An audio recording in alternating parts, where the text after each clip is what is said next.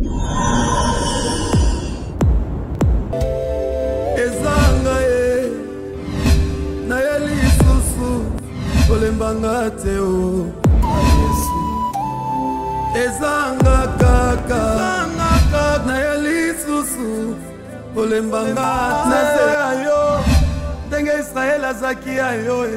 de Mopanga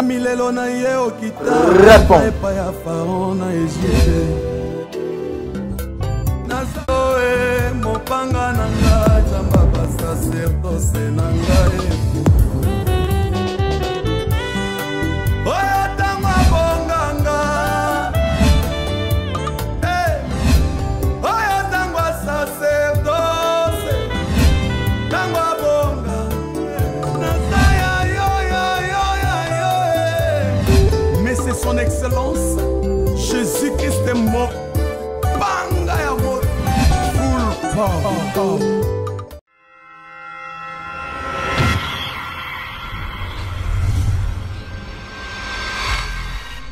De partout où vous nous suivez, nous vous disons bonjour et bienvenue dans votre très chère émission L'Homme de Mopanga répond.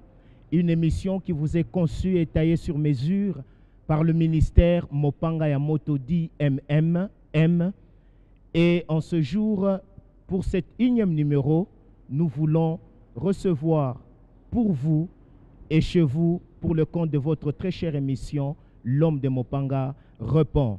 Devant ce micro, c'est votre bien-aimé Caleb Kazadi, avec qui nous allons cheminer dans cette émission. Nous avons pour vous cette grande famille que vous pouvez constater, qui sont appelés les amis de l'Homme de Mopanga, à qui je salue en des acclamations.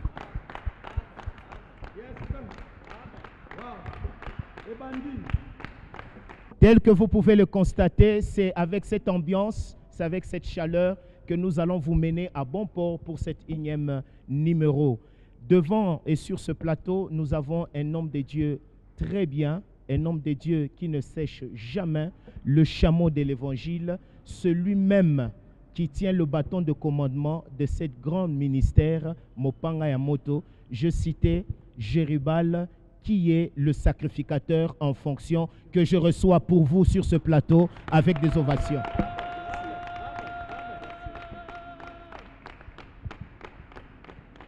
Grand Jérubal, tel que je l'ai entendu, l'un de vos enfants vous appelait. Est-ce que vous allez bien?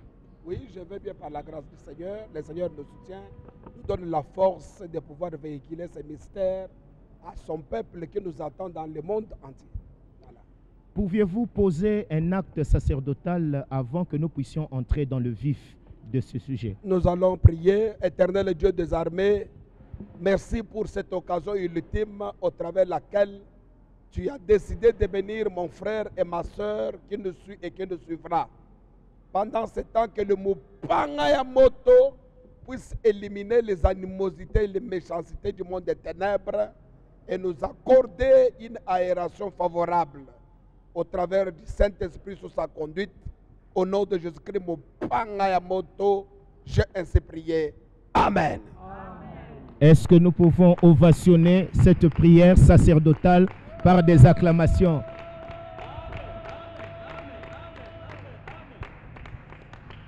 De partout où vous nous suivez, tenez-vous très bien parce que ce soir ou jamais, les grandes questions seront traitées ici, maintenant, pour vous et chez vous. Sacrificateur en fonction. C'est quand même une lourde casquette de porter un si grand nom. Pourquoi sacrificateur en fonction? La Bible déclare, merci beaucoup d'abord pour la question, M. Caleb. Vous savez, Jésus était en train de dire à ses disciples, c'est moi qui vous ai choisi. L'un de vous est un démon.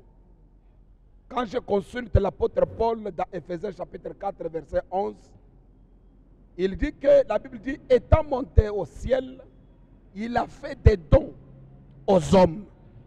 Alors tout ne dépend pas de moi. Moi, je ne suis qu'un homme don. Un homme établi avec ses costumes par le souverain sacrificateur qui aime son excellence Jésus-Christ, mais pour être trop sacerdotal, j'étais en train de dire que lorsque Dieu a appelé Moïse, dans Moïse, il y avait 3 types de dispensations. Il y avait la royauté, il y avait le prophétique et il y avait le sacerdotal. C'est ainsi que vous allez voir Moïse aller vers Pharaon, aller vers le peuple d'Israël. En qualité du prophète, il part. Quand nous sommes au mont Sinaï, Moïse amène les lois, il est prophète. Mais quand il entre dans la dimension d'immoler les animaux, il devient sacrificateur. Le même Moïse, quand il se met à trancher les problèmes des gens, il est roi. Et toutes ces 3 dimensions ont connu leur accomplissement dans véritable Moïse, qui aime son excellence, Jésus-Christ, ou pas. Alors, je termine la pensée, monsieur le journaliste. Jésus en venant, mes témoins sont nombreux, ce sont des mages. Quand vous voyez les mages venir débarquer à la crèche, vous les verrez avec 3 éléments importants. Ils sont porteurs de myrrhe, ils sont porteurs de l'encens, et ils sont porteurs de l'or. L'or qui typifie la divinité d'une part, et de l'autre part la royauté. Les myrrhes qui typifient le prophétique, que cet enfant que vous voyez, il est prophète. L'encens signifie qu'il était sacrificateur. Mais dans le processus de M. son excellence Jésus-Christ Moto, quand il vient, il est comme prophète dans la première dispensation. Il nous a donné la prophétie qui est la parole de Dieu. Maintenant, déjà avec l'œuvre de la croix, il est en ces temps le souverain sacrificateur, en l'occurrence de Aaron. Il est le souverain sacrificateur selon l'ordre de Melchisedec. Or, d'après la loi de Moïse, lorsque le souverain sacrificateur entre dans le lieu très saint, ses fils qui sont les sacrificateurs sont dans le lieu saint. Et aujourd'hui, le monde est à 3 dimensions. Il y a le monde, il y a l'église et il y a le ciel. C'est ça le parvis, le lieu saint et le lieu très saint. C'est pour dire que ceux qui sont à l'église maintenant sont des sacrificateurs parce qu'ils sont dans le lieu saint. Et par l'autel du parfum, ils sont en communication étroite avec l'arche de l'alliance, là où il y a le souverain sacrificateur. Et aujourd'hui, Jésus étant souverain sacrificateur, tous ceux qui lui appartiennent sont par conséquent des sacrificateurs. Et ils sont même en fonction parce que, d'après la loi de Moïse, le souverain sacrificateur entrait une fois l'an dans le lieu très saint. Et quand il entre, les sacrificateurs aussi sont là dans le lieu saint. Mais dans cette dispensation, en attendant le millénium qui est la royauté, nous sommes dans la dispensation sacerdotale. Et dans cette dispensation, Jésus étant le souverain sacrificateur, nous sommes dans le lieu saint, là où il y a les chandeliers, l'image du Saint-Esprit. Aujourd'hui, le Saint-Esprit dans l'église. Là où il y a la table de pain de proposition, l'image de la parole. Là où il y a l'autel du parfum, l'image de vie de prière. Nous sommes donc dans le lieu saint, en fonction donc, parce que le nôtre est entré dans le lieu très saint, une fois pour toutes, et de manière permanente. C'est pourquoi moi, je deviens donc un sacrificateur en fonction, comme cet homme, comme cette femme, ayant reçu Jésus-Christ comme Seigneur et Sauveur, il est aussi en fonction. Donc nous sommes de manière permanente. Mais pour aller plus loin, M. Caleb, le ministère Mupanga Yamoto, c'est toute une sacrificature. Ça vous choque? Vous êtes choqué? Allez-y. C'est toute une sacrificature. Et là où il y a la sacrificature, il y a un commandant du temple appelé sacrificateur. Je suis ici gestionnaire de l'hôtel. Et en ma qualité de tel, je suis en fonction de manière permanente. Je ne dis pas que celui-là n'est pas en fonction, mais il peut ou ne pas être en fonction. Donc je suis en fonction de manière permanente, posant des actes de sacerdotaux qui communique la vie, qui communique la paix, qui communique la stabilité, qui communique la joie et qui communique l'absence de la tribulation. Monsieur Caleb. Sacrificateur en fonction. J'aimerais que nous puissions nous atteler sur ces deux concepts. Sacerdoce, autel. Qu'est-ce que le sacerdoce?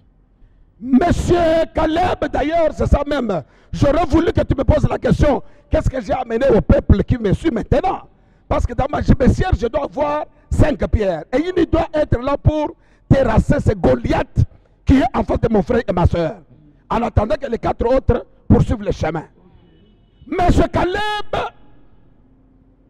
le sacerdoce, je l'ai toujours défini comme étant une entreprise de Dieu sur la terre. C'est une extension du ciel sur la terre. Le sacerdoce, c'est une paroisse divine installée sur la terre. Et tous ceux qui travaillent dans le sacerdoce sont des petits dieux. Sont là pour représenter le Dieu Tout-Puissant. Parce que qui dit le sacerdoce voit la divinité.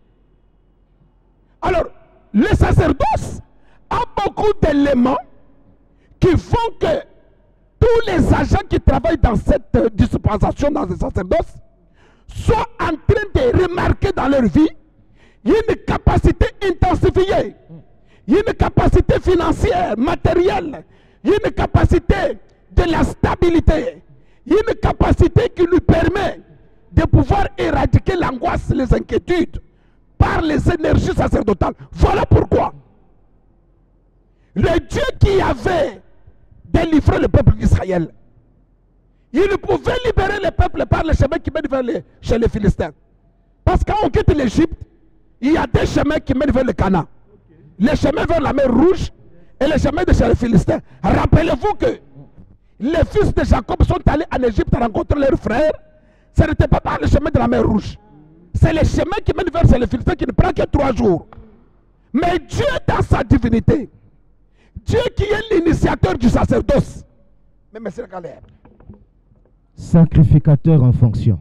Dieu qui est le maître du sacerdoce, estime que l'enseignement du sacerdoce doit nous prendre 40 ans.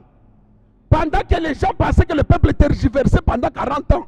Mais nous, dans la spiritualité, nous comprenons que Dieu voulait le faire passer dans la faculté, à l'université du sacerdoce. Et l'université, on l'a fini par le même jour. C'est ainsi qu'en traversant la mer Rouge, Dieu les appelle Homo Sinaï. Il dit, vous ne pouvez pas évoluer comme ça. Vous devez être initié. Vous devez apprendre des choses qui vont vous permettre non seulement d'arriver en Canaan, mais de maîtriser les paramètres de la terre. C'est ainsi que la première des choses, il sort la législation. Dieu va légiférer. Il sort les 10 commandements pour donner le mode de vie à ces gens qui sont appelés à exercer la discipline surnaturelle, notamment le sacerdoce. Notamment le sacerdoce, vous l'avez dit. Nous voulons bien comprendre, homme de Dieu. Nous voulons très bien comprendre parce qu'apparemment, la mission que vous avez a tendance à cibler un certain rang social. Parce que quand vous parlez du sacerdoce, vous parlez du gouvernement, vous parlez de ceci, de cela, nous voyons les intellos, nous voyons les dignitaires. Mais pour nos mamans, nos femmes maraîchères, en quoi le sacerdoce, en quoi tout ce que vous êtes en train de relater leur concerne dans leur quotidien? La Bible déclare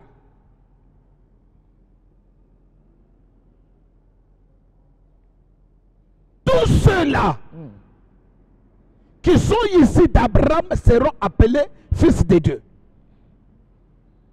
Psaume chapitre 8 dit, dans la bouche des enfants et de ceux qui sont à la mamelle, Dieu a placé la gloire des enfants et ceux qui sont à la mamelle, c'est les bébés et les enfants. Est-ce que vous avez compris? Très bien.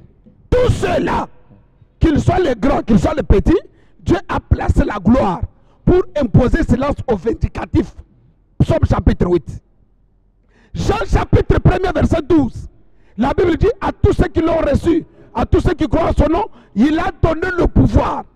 Tous ceux qui l'ont reçu, riches ou pauvres. Tous ceux qui l'ont reçu, grands ou petits.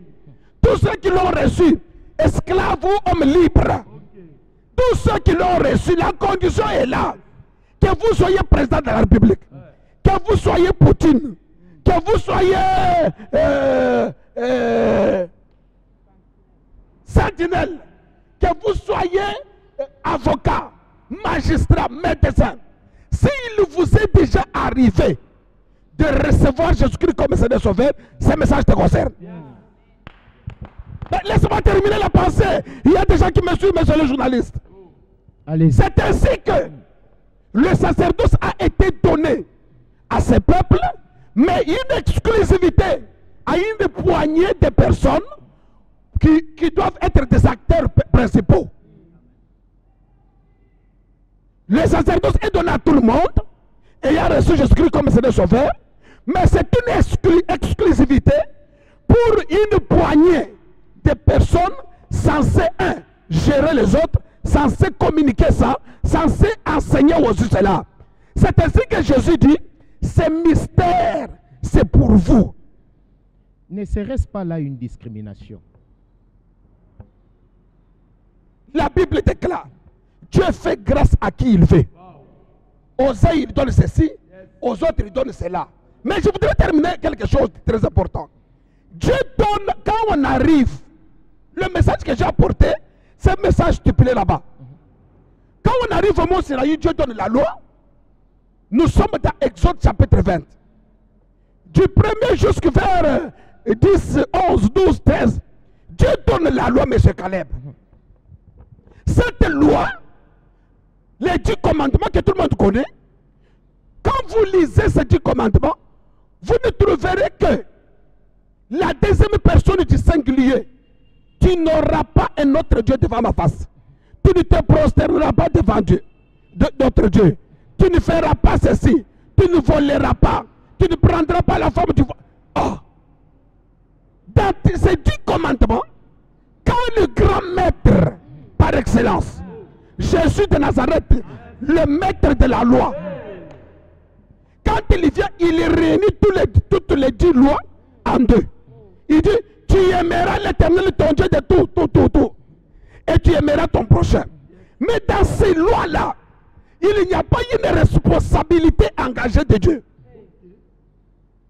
Est-ce, comme tu as posé la question, une discrimination? Est-ce un piège? Ou quoi? Dans ces 10 commandements, il n'y a pas un commandement qui engage Dieu. Il n'y a que les devoirs, comme je le disais à l'église.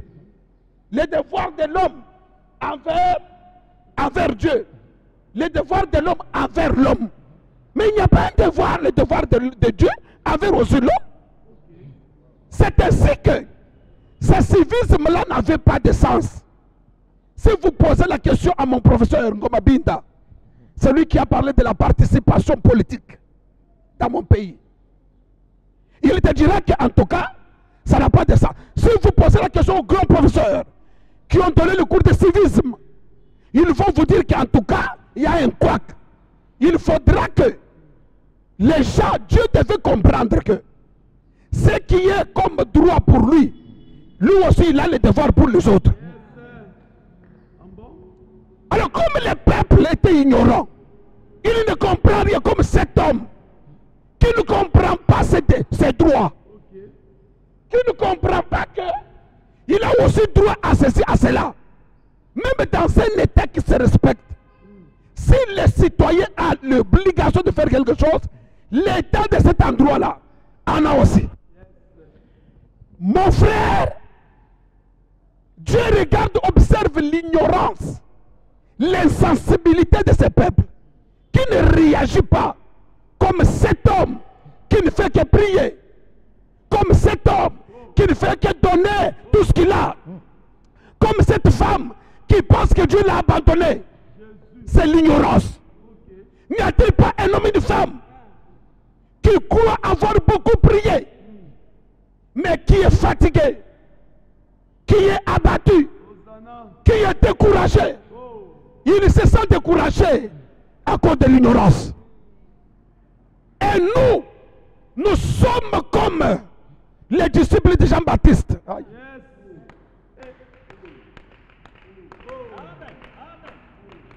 Mais c'est Caleb, les disciples de Jean-Baptiste 2, après qu'ils aient compris que Jean-Baptiste a présenté Jésus 2 fois, voici l'agneau de Dieu. Personne ne l'a suivi. La deuxième fois, voilà l'agneau de Dieu. Les disciples de Jean-Baptiste 2 sont allés vers Jésus pour le suivre. La première question, il lui pose la question. Maître, où demeures-tu? Maître, où demeures-tu? Donc nous devons savoir là où demeure Jésus. Si nous connaissons là où il demeure, nous avons la possibilité de posséder tout ce qui est dans Jésus. Et Jésus demeure dans sa parole. Il demeure dans sa parole. Quand vous avez la connaissance de la parole, vous savez comment pousser Dieu à opérer dans ses obligations. C'est ainsi que Dieu ayant constaté une insensibilité, comme il le constate maintenant, les hommes ne savent pas découvrir quelles sont les obligations de Dieu et comment pousser Dieu à s'acquitter de ses devoirs. N'y a-t-il pas un homme qui m'entend, qui peut voir qu'il n'est pas devenu chrétien par lui-même? C'est Dieu qui est allé le prendre de la boisson, de l'impudicité, de la sorcellerie, pour faire de toi un chrétien. Mais où sont ses devoirs? Je dois terminer le passé. Nous courons aussi derrière le temps. Il a décrit, M. Caleb, s'il vous plaît. Lorsque des hommes se battent et qu'elle arrive à donner un coup sur son ami, il le rend infirme. Il doit le prendre en charge. C'est ainsi que Jacob et Dieu, lorsqu'il se battait, Dieu ayant donné le coup à Jacob, il était obligé de le prendre en charge. Il y a un homme qui était dans l'adultère. Il y a un homme qui était dans l'impudicité. Il y a un homme qui était dans la boisson. Dieu lui a donné le coup. Il a arrêté tout ça. Il appartient à Dieu. Il faudra qu'il parle comme Jacob. Bénis-moi, sinon je ne te laisserai pas partir. Il doit connaître ses droits. Et ses droits sont dans la parole. Monsieur Caleb, dans la Bible, est-ce que nous devons laisser cet homme vivre ce qu'il vit là? Jamais. Nous sommes des agents sacerdotaux mobilisés et délégués par le ciel pour vous faire tomber les écailles. Dieu va dans Exode chapitre 20, verset 24. Dieu donne maintenant les secrets. Dans ses bontés ne sont pas épousées, ni ses compassions arrivent à leur terme. Il les renouvelle comme il le fait maintenant. Dieu dit ceci, M. Caleb. Les secrets de Dieu, maman. Il dit pour que je me voie en train de m'acquitter obligatoirement à mes devoirs. Tu m'érigeras un hôtel. Lorsque tu vas m'ériger l'hôtel, moi je viendrai. Et je te bénirai. Donc nous comprenons que pour que le Dieu Tout-Puissant se voie obligé de te bénir sans une autre condition, érige seulement l'autel. Mais c'est parce que tu as compris cette chose. Or, pendant ce temps, on n'a pas encore institué le sacerdoce. On n'a pas encore fabriqué ou construit le tabernacle. Mais Dieu donne déjà un élément du sacerdoce puissant, capable d'attirer Dieu, capable de prendre Dieu de là où il est et l'amener dans ta maison. Non seulement qu'il vienne dans ta maison, il te bénit. Donc l'autel de sacrifice devient un élément puissant et mystique du sacerdoce, capable d'humilier quoi? La pauvreté, capable d'éradiquer la pauvreté, capable de détruire la pauvreté, capable de changer la situation de cet homme, le faire quitter de la pauvreté à la richesse. Qu'est-ce que c'est la pauvreté, M. Caleb? Est-ce que nous pouvons nous attarder sur un point? Je sens que ça, nous sommes en train de monter au créneau, mais, messieurs et dames, ça se passe comme ça ici, chez nous, pour vous, au grand ministère Mopanga Yamoto, situé sur le boulevard chaussée de Kasenga. Vous avez des problèmes, vous avez des questions, vous avez des difficultés, vous êtes dans le tohi-bohi. L'unique adresse, c'est le ministère Mopanga Yamoto. Et nous recevons pour vous aujourd'hui le visionnaire, l'ange de la maison, avec qui nous sommes en train de traiter des grandes questions de l'heure. Sacrificateur en fonction. Monsieur Caleb. La Russie en feu. Tout feu, tout flamme. Pandémie, épidémie, confinement. Mais aujourd'hui, on vient surprendre cette vision avec un thème qui semble éblouir. Où voulez-vous en venir avec un thème comme sacerdoce, un service divin? Sacerdoce, service divin, mais le sous-thème, les autels de sacrifice, je voulais dire. Monsieur Caleb, le monde est compliqué. Il n'y a que des hommes et des femmes compliqués qui peuvent maîtriser le monde. Je peux répéter? Le monde étant compliqué, il n'y a que des personnes compliquées qui peuvent encore compliquer davantage le monde et le maîtriser. C'est-à-dire que les hommes ont des capacités de faire des grandes opérations dans le spirituel pour venir maintenant imposer leur autorité dans le physique. Si vous n'avez pas gagné la bataille dans le monde invisible, vous serez incapable, vous serez détruit dans le monde physique. Peu importe votre beauté, peu importe votre corpulence, peu importe votre richesse, il est possible que celui qui vous a gagné la bataille dans le monde des esprits vous ravisse et vous dépouille tout ce que vous avez dans le physique. M. Caleb, je voulais dire ceci.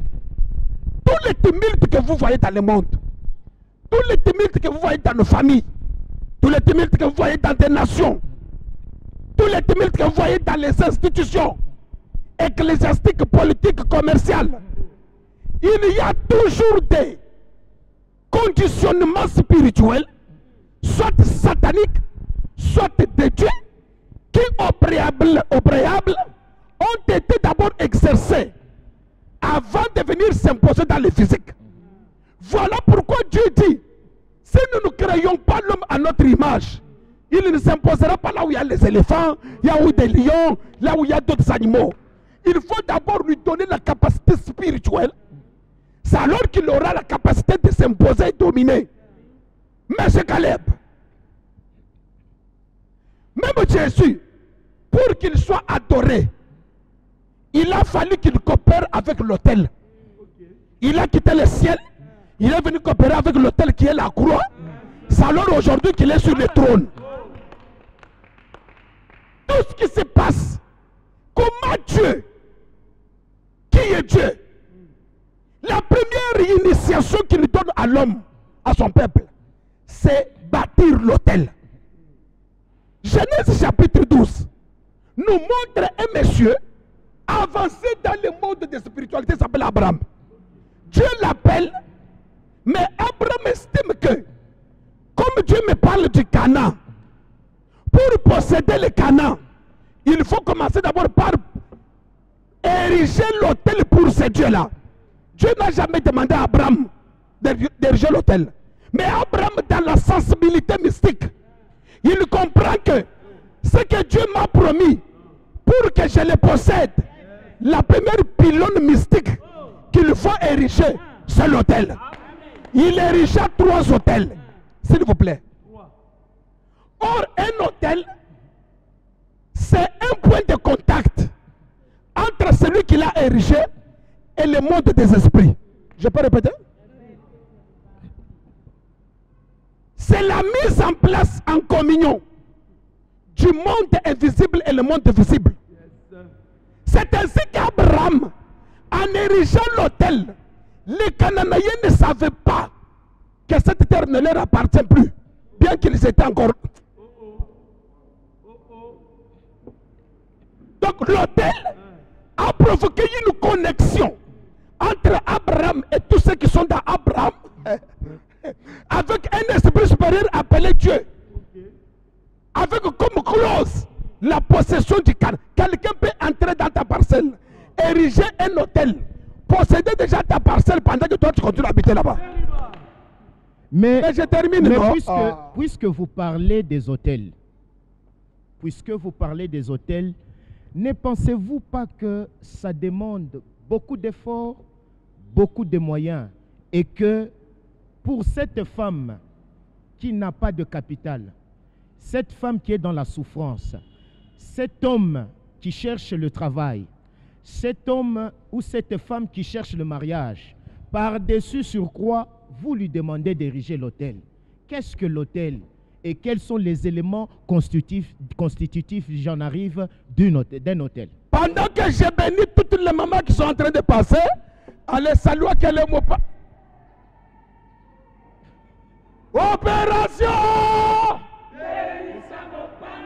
Non, non, je vais entendre là-bas. Opération! Télémisez mon père à moto!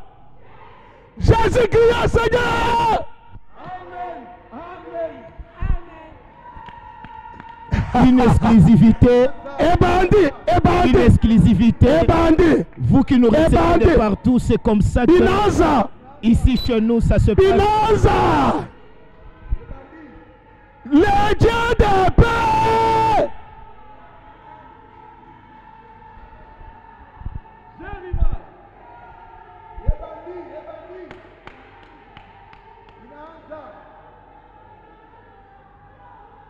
Soyez bénis au nom de Jésus-Christ, mon parent. Le sacrificateur en fonction. Ouais. Un homme imprévisible.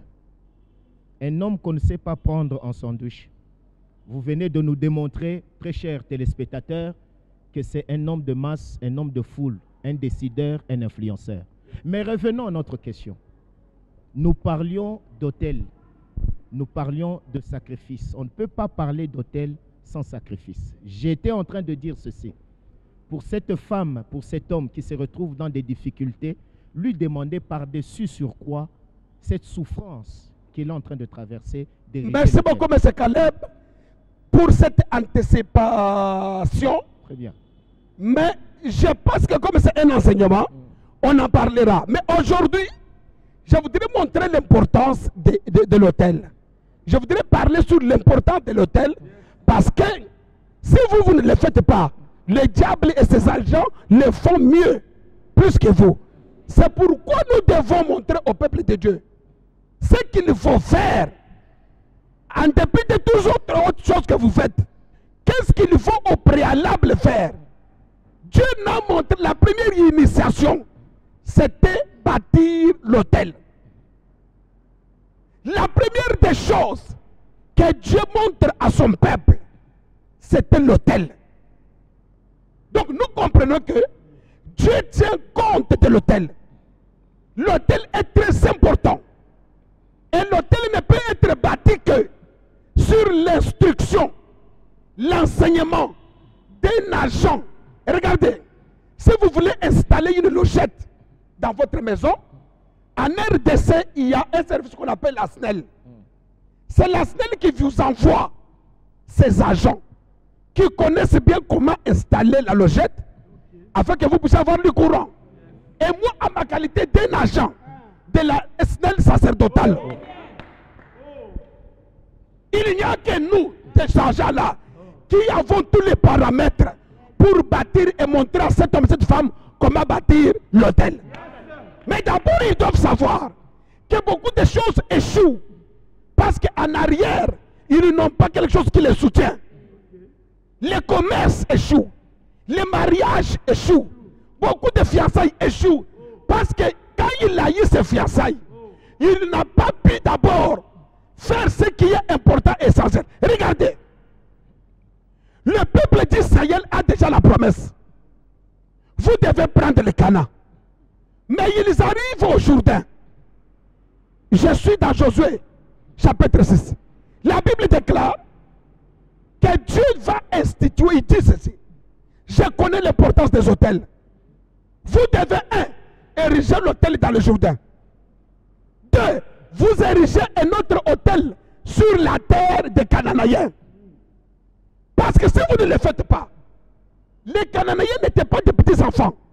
Ils ont des hôtels sataniques. Ils ont aussi des hôtels de leur divinité.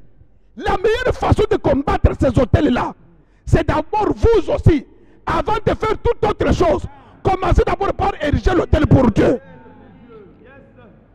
C'est ainsi qu'ils ont eu la capacité de pouvoir même chasser les Cananéens sur leur terre. Je peux répéter? Je vous en prie. Il y a moyen d'entrer dans un mariage, dans une famille où la belle famille ne t'aime pas. Quand tu as érigé l'hôtel, tu les domines tous. Il est possible d'entrer dans une société, une entreprise, où il y a trop de satanistes. Tu ériges l'hôtel pour Dieu, tu deviens leur chef. Voilà pourquoi, pour que Joseph devienne le chef de Pharaon, Pharaon n'avait pas la connaissance que dans la maison du père de Joseph, il y avait déjà l'hôtel. Je voudrais parler de la tunique imbibée dans le sang.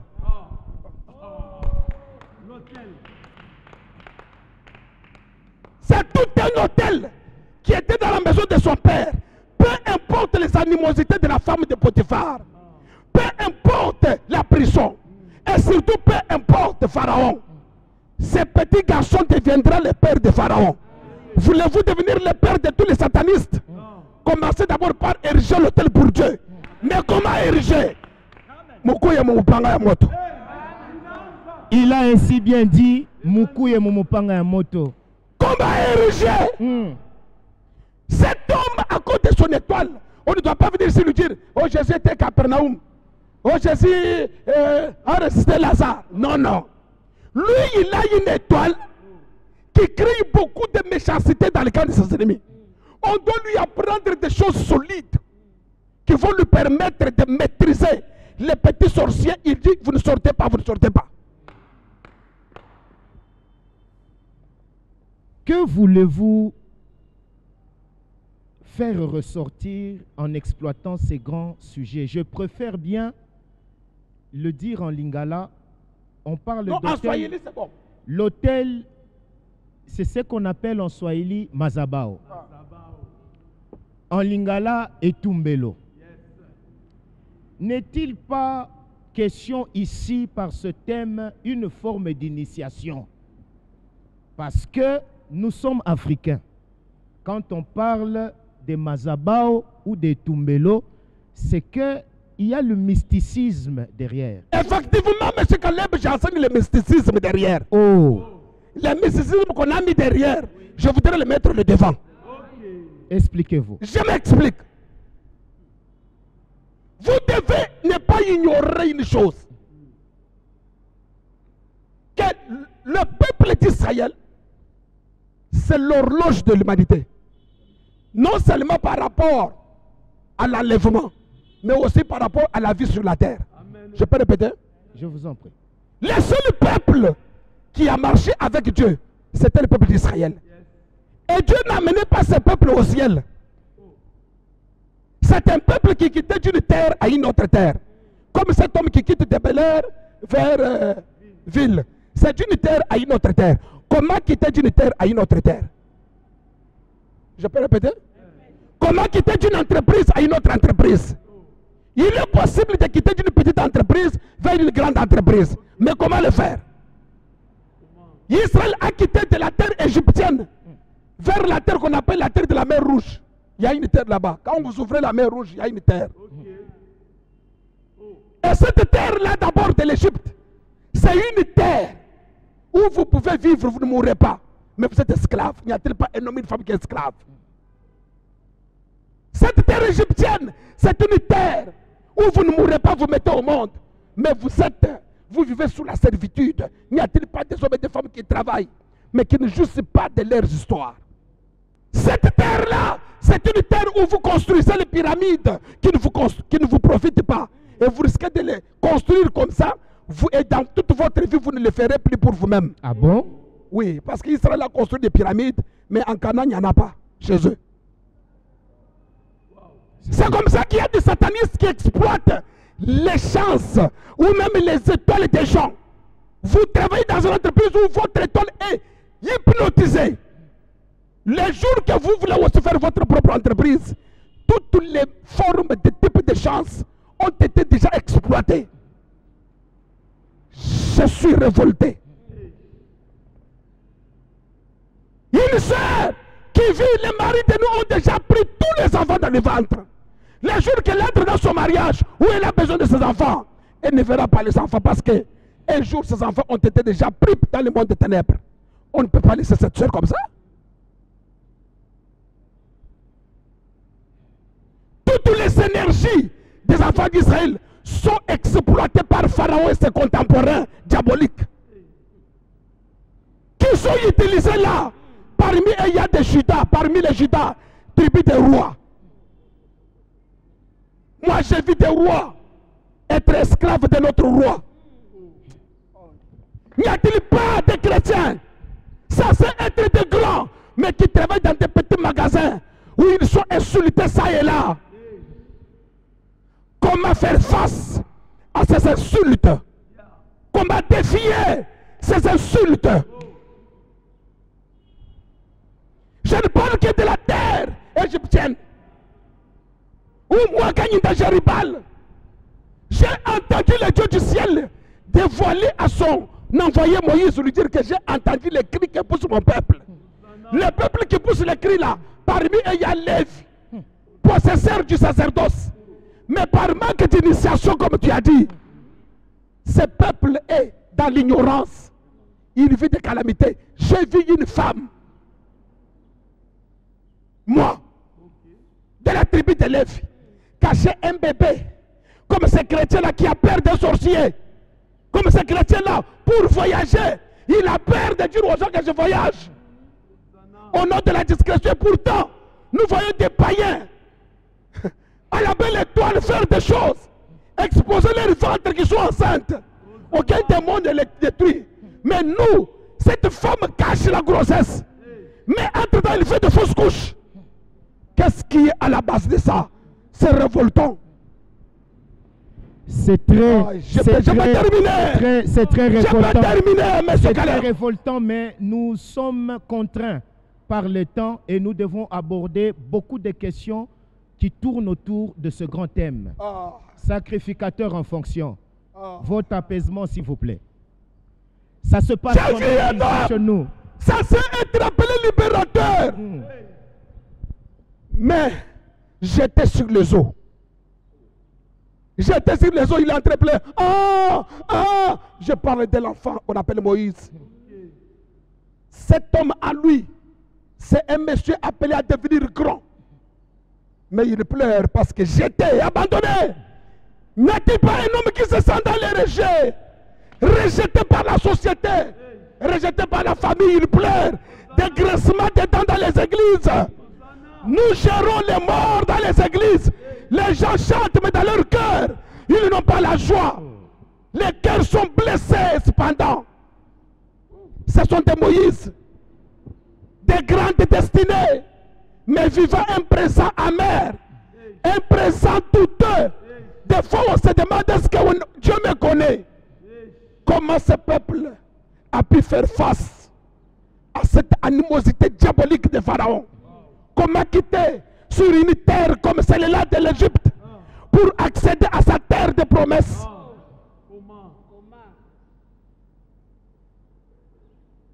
Et ça se passe comme ça, ici chez nous. Le dixième fléau, la dixième plaie. Dans ce Caleb, Dieu va instituer sacrificateur. À l'immolation de l'agneau. Je termine le passé, cet homme attend. Comment quitter? Comment quitter? Comment quitter? Sacrificateur. Comment quitter la pauvreté spirituelle, mentale, sociale? Comment peut-on quitter? Quelle formule mystique peut-on donner à cet homme, cette femme? Mais c'est Caleb, donne-moi l'occasion de sortir ça. Mais sacrificateur, donne-moi l'occasion. Ne sentez-vous pas que vous êtes en train de dévier un peuple qui est habitué à la prière, aux offrandes ordinaires, mais vous amenez un concept fort avec des mots et des termes si choquants. Initiation, formule, comment quitter, qu'est-ce qu'il faut appliquer? Ne sentez-vous pas que vous amenez un fait étranger? Sacrificateur en fonction. Comment quitter la terre égyptienne où vous vivez? Vous avez peur. Un peuple a peur. Quand ils voient les Égyptiens comme ça, ils ont peur. N'y a-t-il pas un homme et une femme qui dort, qui se sent dans une insécurité notoire, qui ne dort pas bien? Il a peur du lendemain. Est-ce que mes enfants pourront-ils survivre? Ils vivent comme on dit chez nous au Congo, au temps du jour. Comme disait un auteur, nous vivons dans un monde où Dieu seul sait si l'on image à sa fin. Comment quitter? La loi de Moïse stipule, lorsque des hommes se querellent, et que dans leur querelle, il y a une femme qui a été choquée, cognée, frappée, et par ces frappes, elle enfante l'enfant. Ces hommes-là, pour qu'ils vivent en paix, ils doivent payer les dommages et intérêts. Les deux hommes qui se querellaient, c'était Moïse avec Pharaon. Par leur querelle, la femme que j'appelle Égypte, parce que l'Égypte était considérée comme une femme, parce qu'en elle, il y avait le premier-né. C'est ainsi que par leur querelle, mais vous avez posé la question, non? Allez-y. Par leur querelle, l'Égypte a eu les frappes, les 10 fléaux. Frappé, et cette femme-là qu'on appelle l'Égypte a sorti l'enfant. Donc tout le temps là, s'il n'y a pas eu de querelle, cette femme ne sera pas frappée. Et pour que cette femme sorte ce qu'elle garde en elle, elle doit être frappée. Le message que nous donnons, ce sont des querelles contre la sorcellerie de cette famille. Contre les hôtels diaboliques de cette famille. De telle sorte que toute prison qui avait emprisonné ton argent, ta destinée, ta paix, soit frappée, et que cette prison puisse vomir, accoucher ta bénédiction. Mais pour que cela arrive, Monsieur Caleb, j'étais en train de dire qu'à la 10e plaie, Dieu a donné la formule. Comment sortir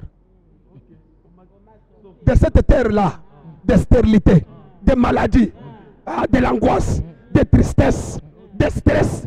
Comment sortir?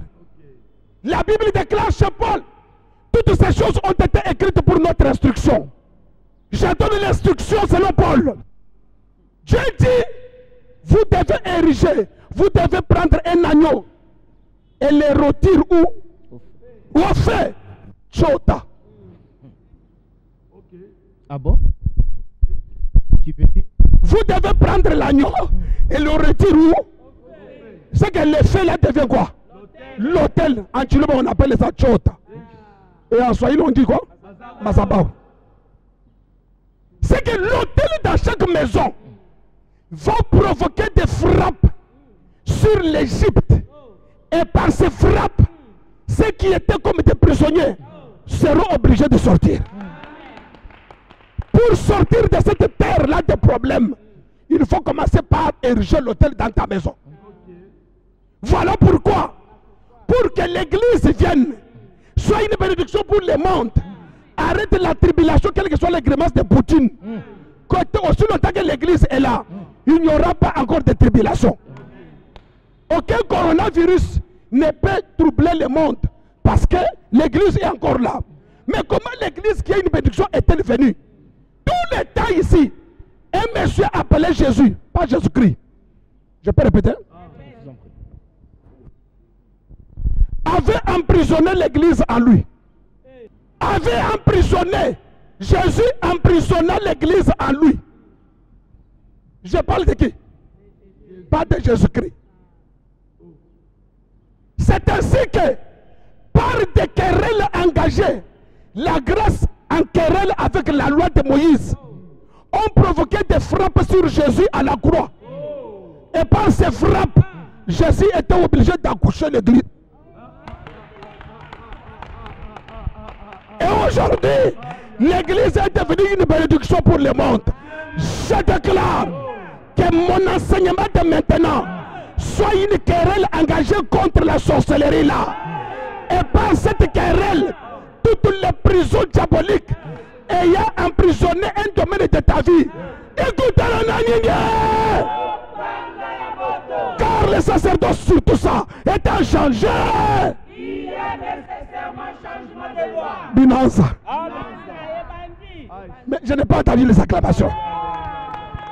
C'est comme ça que ça se passe ici chez nous. Donc, monsieur Caleb, S'il vous plaît, c'est toute une sacrificateur. initiation sacerdotale Exact. que nous mettons à la disposition du peuple de Dieu pour savoir quoi faire, quand et comment. Les autels des sacerdoces sont capables d'humilier Pharaon avec son Égypte. Il faut savoir le faire. Il faut savoir le faire. Mais regardons-nous. Hey Binanze, Papa Binanza yo, Nyamungu Binanze, Hey Binanze, Zambe Kutwa Banda, il faut savoir le faire. Témoin Nanga Mose, et témoin Nanga Mose, au commencement Dieu créa. Hey Binanza, Binanza, Binanze, Binanza, Binanza, Yabanyi weyo, Yabanyi, Ebandi, et ça dit.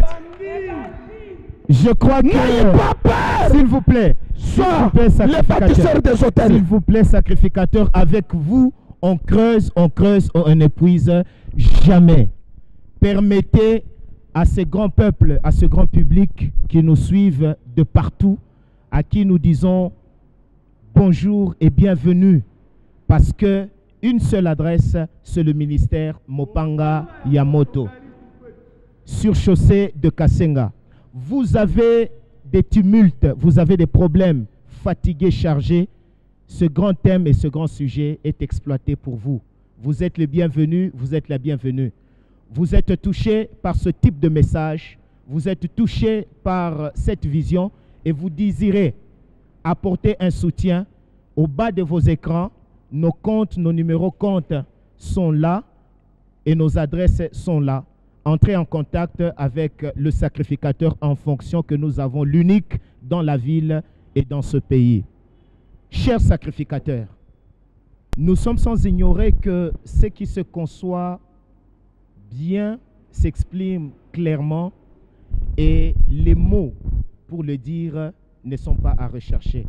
C'est comme ça que ça se passe ici chez nous, dans votre très chère émission, L'Homme de Mopanga répond, qui nous avons reçu sur ce plateau, cet éminent, ce grand, ce vaillant, ce combattant et ce compétitif, l'homme de Mopanga, dit sacrificateur en fonction. Chers sacrificateurs, qu'est-ce que vous pouvez donner comme dernier message pour ce numéro, pour cette femme qui est en train de pleurer? Le mariage est en train de couler. Son mariage est en train de faire naufrage. Qu'est-ce que vous pouvez dire à cet homme politique qui pense qu'il pouvait résoudre avec le pouvoir, avec les fonctions, mais hélas, il lui manque l'autel? Que pouvez-vous dire à ce petit sorcier qui est en train de mettre sens dessus, sens dessous, toute une famille, juste à brader la destinée et la personnalité de cette famille? Parlez d'abord à ces sorciers-là. Je suis venu déclarer l'arrêt de ces activités. Amen. Je suis venu faire expirer ces opérations dans cette famille-là.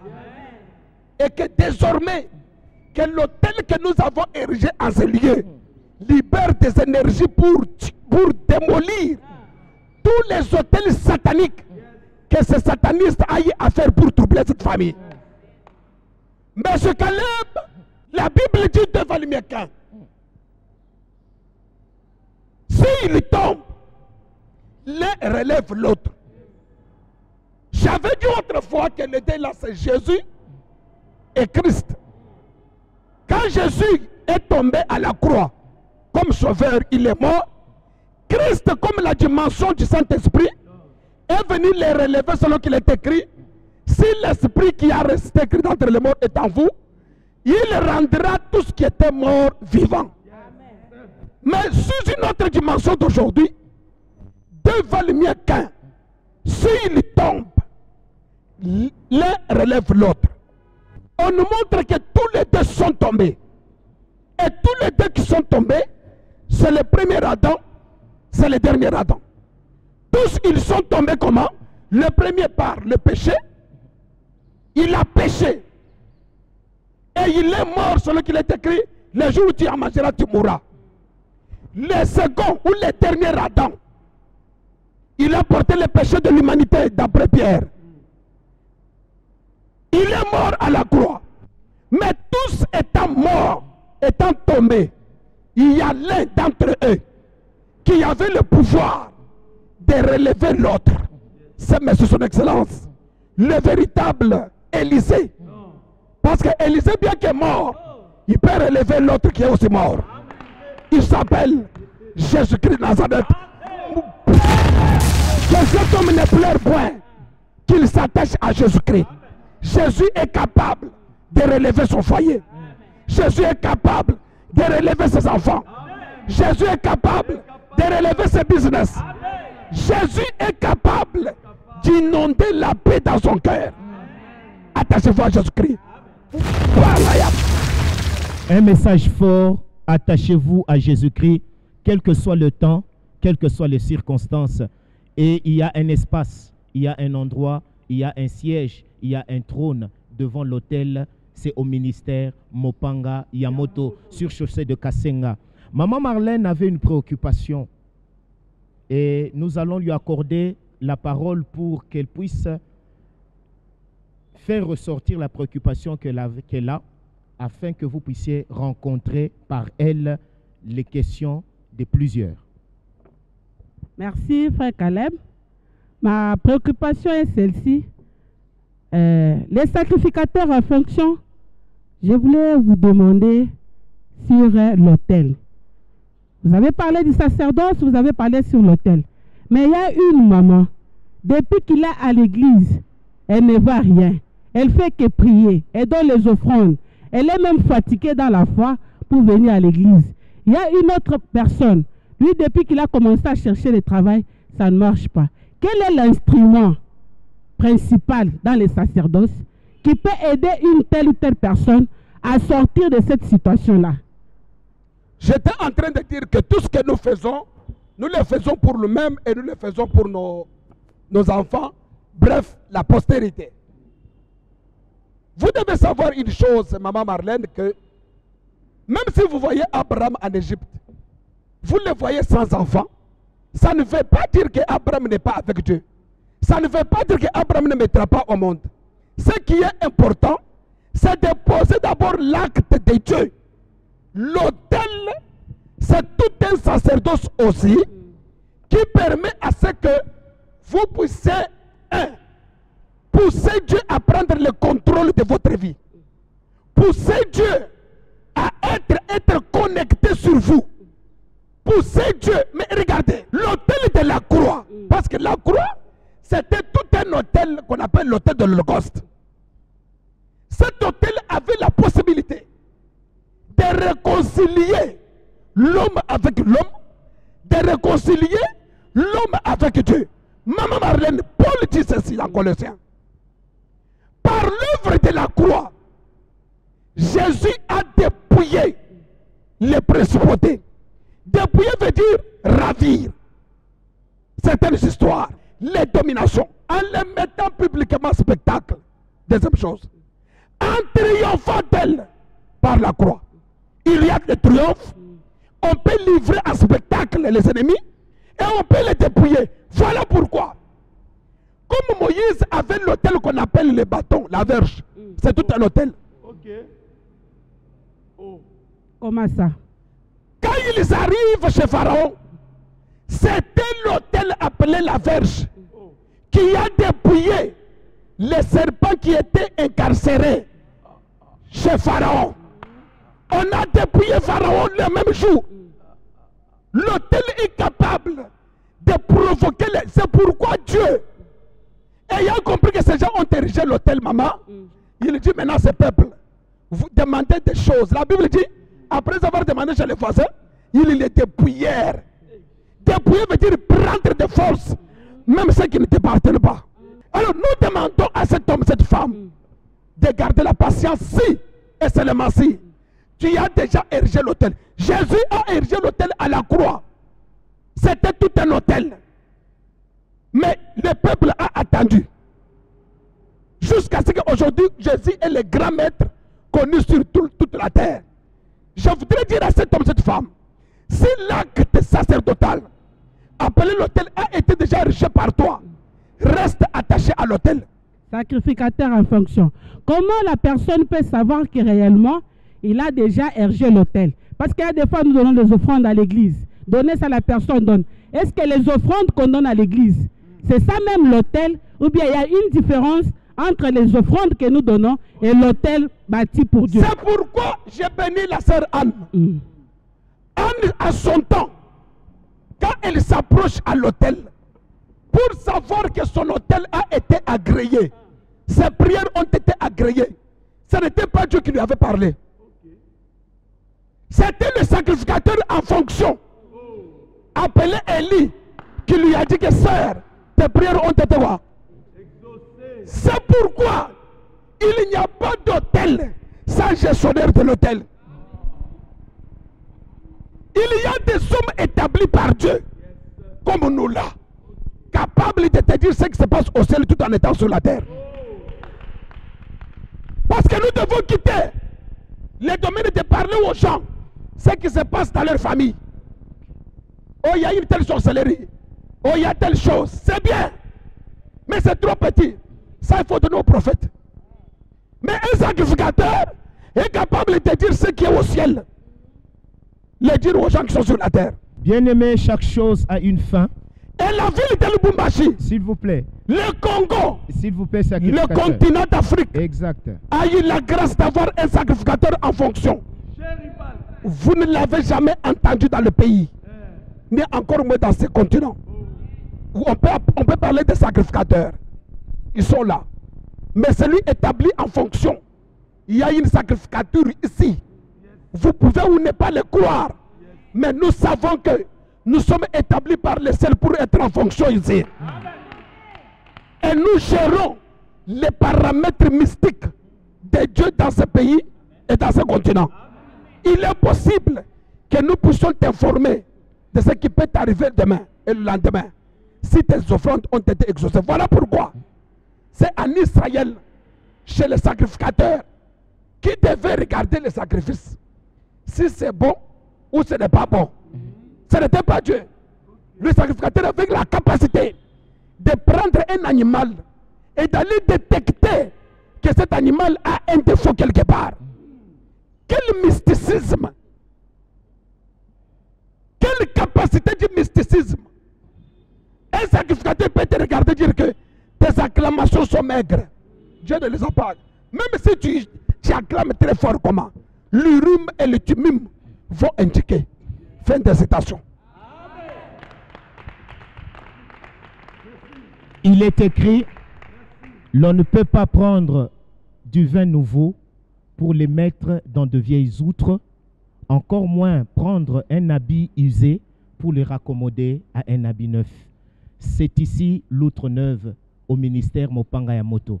Tu as besoin d'un vent nouveau, tu as besoin d'une outre neuve, viens, c'est ici devant l'autel que la transformation est possible. Messieurs et dames, c'est par ici que nous jetons un encre à ce numéro que vous avez apprécié, que vous avez aimé, que vous avez adoré.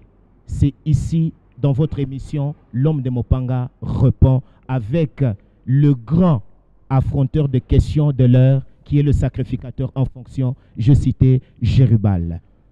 Là où tu es, je vais demander au sacrificateur d'adresser une prière, je ne sais pas, un acte sacerdotal, je ne sais pas, une déclaration, j'estime que c'est mieux, à l'égard de cette femme, à l'égard de ses familles, à l'égard de cet homme d'affaires, à l'égard de ce député, de cet honorable, à l'égard de ce président, de ce sénateur, de ce ministre, à l'égard aussi de cette femme et homme maraîchère, afin que, de quel que soit là où il est tombé, que le sacerdoce et que l'autel que vous prêchez, que vous brandissez, puisse le relever.